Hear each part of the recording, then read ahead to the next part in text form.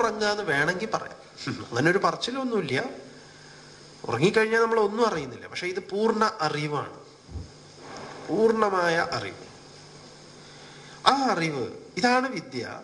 കർമ്മ അഖിലകാരത കർമ്മ, എന്നാൽ കർമ്മമാകട്ടെ അഖിലകാരകാദിഭിഹി, എല്ലാ കാരകങ്ങളെ കൊണ്ടും. കാരകം എന്ന് പറഞ്ഞാൽ മറ്റുള്ളത്.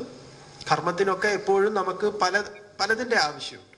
എന്ത് കർമ്മം ചെയ്യാനും മറ്റു പലതിനെയും നമ്മൾ ആശ്രയിച്ചിരിക്കുന്നു. അതിനെ ആശ്രയിച്ചിരിക്കുന്നു എന്നുള്ളത് കൊണ്ട് തന്നെ അതിൽ നിന്നാണ് ഉദയതി ഉണ്ടാകുന്നത്. ചിന്ത കർമ്മമാണ്. ചിന്ത കർമ്മമാണ്. രാമൻ മാത്രമല്ല, ശാസ്ത്രം പറയും. അപ്പൊ ചിന്ത കർമ്മമാണെങ്കിൽ ചിന്തയുടെ ഒടുക്കമാണ് വിദ്യ. വളരെ ലളിതമാണ്. അതുകൊണ്ട് ചിന്തയിൽ നിന്നാണ് കർമ്മം ഉണ്ടാവുന്നത്. എനിക്കത് ചെയ്യണം, രാവിലെയായി എഴുന്നേൽക്കണം, ഓഫീസിൽ പോകണം, പല്ല് തേക്കണം, കുളിക്കണം, അല്ലെങ്കിൽ ഇന്ന് കുളിക്കണ്ട, വേഗം പോണം, ഒന്ന് നേരത്തെ പോണം. ഇതൊക്കെ ചിന്തയിൽ നിന്നാണ് എല്ലാ കർമ്മങ്ങളും ഉണ്ടാകുന്നത്. ഇതോ ചിന്തയില്ലാത്ത അവസ്ഥയാണ്. അഖിലകാരകാദിഭിഹി, എല്ലാ കാരകങ്ങളെ കൊണ്ടും ഉദയതി, അത് ഉദിക്കുന്നു. വിദ്യയാകട്ടെ അഖിലകാരകാധികം നിഹന്തി, അത് എല്ലാ കാരകങ്ങളെയും നശിപ്പിക്കുന്നു, ഇല്ലാതെയാക്കും. വിദ്യ എല്ലാറ്റിനെയും ഇല്ലാതെയാക്കും. കർമ്മമോ ഈ അജ്ഞാനത്തെ ഉണ്ടാക്കുന്നു. ഇതാണ് ശ്രീരാമൻ പറഞ്ഞ കർമ്മത്തിൻ്റെയും ജ്ഞാനത്തിൻ്റെയും എന്താ പറയുക, അതിൻ്റെ വ്യത്യസ്തമായ രീതിയിൽ എങ്ങനെയാണ് കർമ്മത്തെ മനസ്സിലാക്കേണ്ടത്, എങ്ങനെയാണ് ജ്ഞാനത്തെ മനസ്സിലാക്കേണ്ടത്. ജ്ഞാനം എന്ന് പറഞ്ഞാൽ ഇതാണ് സ്വരൂപ സാക്ഷാത്കാരം. സ്വസ്വരൂപത്തെ അറിയുക. സ്വസ്വരൂപത്തെ അറിയാൻ താൻ തന്നെ തൻ്റെ ആഴങ്ങളിലേക്ക് ഊളിയിട്ടിറങ്ങണം.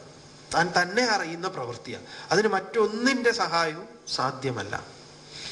അതിനിപ്പോൾ മെഡിറ്റേഷൻ സീറ്റ് കിട്ടാനുണ്ട്, മെഡിറ്റേഷൻ ചന്ദനത്തിരി കിട്ടാനുണ്ട്, മെഡിറ്റേഷൻ മ്യൂസിക് ഉണ്ട്, അങ്ങനെ പലതുണ്ട്. അതൊന്നും സഹായകമല്ല. നിങ്ങൾക്ക് ഏത് ചന്തപ്പറമ്പിൽ ഇരുന്നാലും ഇത് സാധിക്കും, ഇതൊരിക്കൽ അഭ്യസിച്ചു കഴിഞ്ഞാൽ. വിവേകാനന്ദ സ്വാമികൾ പറയും, ചിന്മയാനന്ദ സ്വാമികളും പറയും, സൈക്കിൾ ഓടിക്കുന്നത്, സ്വാമിജി എങ്ങനെയാ ധ്യാനത്തെ പറയാം, സൈക്കിൾ ഓടിക്കുന്നത് പോലെയാണ്, സൈക്കിൾ പഠിക്കുന്നത് പോലെ. സൈക്കിൾ പഠിക്കാൻ ആദ്യം ഭയങ്കര ബുദ്ധിമുട്ടാണ്. സൈക്കിൾ പഠിച്ചിട്ടുള്ളവർക്കറിയാം. 2 ചക്രമുണ്ട്, ഇത് നിന്ന് കഴിഞ്ഞാൽ അപ്പം താഴെ വീഴും. അത് ഓടിച്ച് പഠിക്കുന്നത് ഭയങ്കര ബുദ്ധിമുട്ടാണ് ആദ്യകാലത്ത്. നേരെ നോക്കണം, നമ്മൾ താഴെയാ നോക്കുക, കാരണം ഇതിങ്ങനെ ചവിട്ടാൻ വേണ്ടിയിട്ട്. നേരെ നോക്കി അതൊന്ന് ബാലൻസ് ഉറച്ച് കിട്ടാൻ ഒരു 3 ദിവസം എടുക്കും. പിന്നെ അത് പഠിച്ച് ഹൃദിസ്ഥമാക്കി കഴിഞ്ഞാലോ പിന്നെ കൈ പോലും വേണ്ട, അങ്ങനെയാ സൈക്കിൾ ഓടിക്കുന്നത്. 2 കൈ വിട്ടൊക്കെ സൈക്കിൾ ഓടിക്കും. പഠിക്കുമ്പോൾ 2 കൈ വിട്ട് ഓടിക്കാൻ പറ്റുമോ? ഇല്ല. ധ്യാനവും അഭ്യസിക്കുന്ന സമയത്ത് നമുക്ക് ഈ പറഞ്ഞ ശുചൗ ദേശേ പ്രതിഷ്ഠാപ്യ ഇത്യാദി സാധനങ്ങളൊക്കെ ആവശ്യമാണ്. അത് സ്വായത്തമാക്കി കഴിഞ്ഞാൽ പിന്നെ നമുക്കൊരു സ്വിച്ച് ഇട്ടാൽ അപ്പം അവിടെ എത്തും. ആ സ്വിച്ച് നമ്മൾ ഉണ്ടാക്കണം. എവിടെയാണോ ആ സ്വിച്ച് അവിടെ സ്വിച്ച് ഓൺ ചെയ്യുക. ഈ സൈലൻസ് മോഡ് നമ്മൾ മൊബൈൽ ഇടുന്നില്ലേ, സ്വിച്ച് ഓഫിലും സൈലൻസിലും ഒക്കെ, അതേപോലെ ഒരു മോഡ് നമ്മൾ തന്നെ ഉണ്ടാക്കുക നമ്മുടെ സിസ്റ്റത്തിൽ. പല മോഡും നമുക്കുണ്ടല്ലോ.